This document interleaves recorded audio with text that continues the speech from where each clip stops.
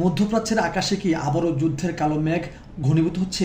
Iran ও ইসরায়েলের মধ্যে রক্তক্ষয়ী সংঘাত সাময়িকভাবে থামার 24 ঘন্টাও পেরোয়নি। এরই মধ্যে বিশ্বজুড়ে নতুন করে আলোড়ন সৃষ্টি করেছেন মার্কিন প্রেসিডেন্ট ডোনাল্ড ট্রাম্প। এমন এক দাবি তিনি করেছেন যা শুধু মধ্যপ্রাচ্য নয়, পুরো বিশ্বের দৃষ্টি আবারও এই সংঘাতের দিকে ফিরিয়ে দিয়েছে।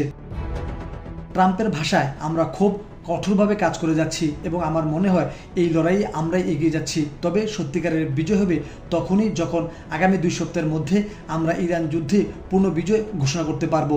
শুধু তাই নয়, তার দাবি এই বিজয়ের পর বিশ্ববাজারে তেলের দামও কমে আসবে। কিন্তু প্রশ্ন হচ্ছে, ট্রাম্প আসলে কোন বিজয়ের কথা বলেছেন, আর কেনই বা তিনি এতটা আত্মবিশ্বাসী? ঘটনার শুরুর কয়েকদিন আগেই ইরান ও ইসরায়েল উভয় পক্ষ সাময়িকভাবে হামলা স্থগিতের ঘোষণা দিলেও পরিস্থিতি দ্রুত পাল্টে যায়। 7 জুন গভীর রাত থেকে 8 জুন সকাল পর্যন্ত দুই দেশের মধ্যে শুরু হয় ব্যাপক বোমাবর্ষণ ও সামরিক উত্তেজনা। যুদ্ধবিরতির ঘোষণা কার্যত কাগজেই সীমাবদ্ধ থেকে যায়। এরই মধ্যে নতুন করে উত্তেজনা ছড়ায় লেবাননে। ইসরায়েল বৈরুতের একটি এলাকায় বিমান হামলা চালায়, আর সেই হামলার পরপরই উত্তর ইসরায়েলে ক্ষেপণাস্ত্র হামলা চালানো হয়। এরপর পাল্টা জবাব দেয় ইসরায়েল। মুহূর্তে পুরো অঞ্চল আবারও বড় ধরনের সংঘাতের দ্বারপ্রান্তে পৌঁছে যায়।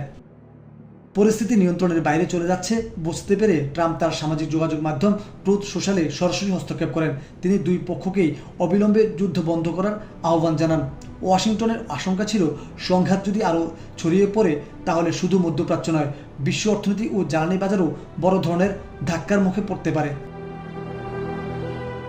এরপর নাটকীয় মোড় আসে 8 জুন সন্ধ্যায়। টেলিভিশনে দেওয়া ভাষণে ইসরায়েলের প্রধানমন্ত্রী বেনিয়ামিন নেতানিয়াহু ঘোষণা করেন, পরিস্থিতি আপাতত নিয়ন্ত্রণে রয়েছে এবং ইরানের সঙ্গে চলমান সংঘাত এই মুহূর্তের জন্য স্থগিত করা হয়েছে।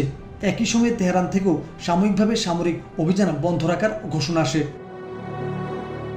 তবে যুদ্ধ থামলেও হুঁশিয়ারি থামেনি। ইরানের সামরিক নেতৃত্ব স্পষ্ট ভাষায় জানিয়ে দেয়, ভবিষ্যতে যদি ইসরায়েল আবারও ইরানের ভূখণ্ড বা দক্ষিণ লেবাননে হামলা চালায় তাহলে তার জবাব হবে আগের যে কোনো সময়ের চেয়ে অনেক বেশি কঠোর এবং বিধ্বংসী।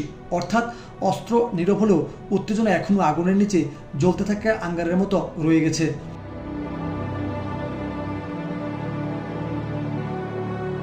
এদিকে সংঘাতের আড়ালে আরও বিস্ফোরক তথ্য সামনে এসেছে। বিভিন্ন আন্তর্জাতিক সংবাদ মাধ্যমের প্রতিবেদনে দাবি করা হয়েছে, লেবানন ও ইরান ইস্যুতে ট্রাম্প এবং নেতানিয়াহুর মধ্যে নীতিগত দূরত্ব তৈরি হয়েছে।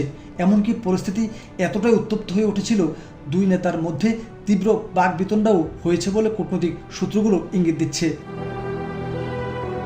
মার্কিন কূটনৈতিক সূত্রের দাবি, ট্রাম্প ব্যক্তিগতভাবে চান না এই সংঘাত আরও বিস্তৃত হোক, কারণ ইসরায়েল যদি নতুন করে বড় ধরনের সামরিক অভিযান শুরু করে তাহলে যুক্তরাষ্ট্র ও ইরানের মধ্যে চলমান কূটনৈতিক প্রক্রিয়া সম্পূর্ণ ভেঙে পড়তে পারে, আর সেটি হলে পুরো অঞ্চল আবারও এক অনিশ্চিত ভবিষ্যতের দিকে ধাবিত হবে। জানা গেছে, শেষ মুহূর্তে হওয়া এক গুরুত্বপূর্ণ ফোনালাপে ট্রাম্প নেতানিয়াহুকে নতুন হামলা থেকে বিরত থাকার অনুরোধ করেন। প্রথমে নেতানিয়াহু এতে আপত্তি জানালেও শেষ পর্যন্ত মার্কিন চাপের মুখে আংশিকভাবে নমনীয় হতে বাধ্য হন। কিন্তু প্রশ্ন হলো, এই সমঝোতা কতদিন টিকবে? কারণ মধ্যপ্রাচ্যের ইতিহাস বলছে, এখানে যুদ্ধবিরতি মানেই শান্তি নয়, বরং অনেক সময় সেটি হয় পরবর্তী সংঘাতের প্রস্তুতির সময়। তাই এখন বিশ্ববাসীর চোখ তেহরান, তেল আবিব এবং ওয়াশিংটনের দিকে। আগামী কয়েক সপ্তাহে নেওয়া সিদ্ধান্তই নির্ধারণ করবে মধ্যপ্রাচ্য কি শান্তির পথে হাঁটবে নাকি আবারও জ্বলে উঠবে নতুন যুদ্ধের আগুন।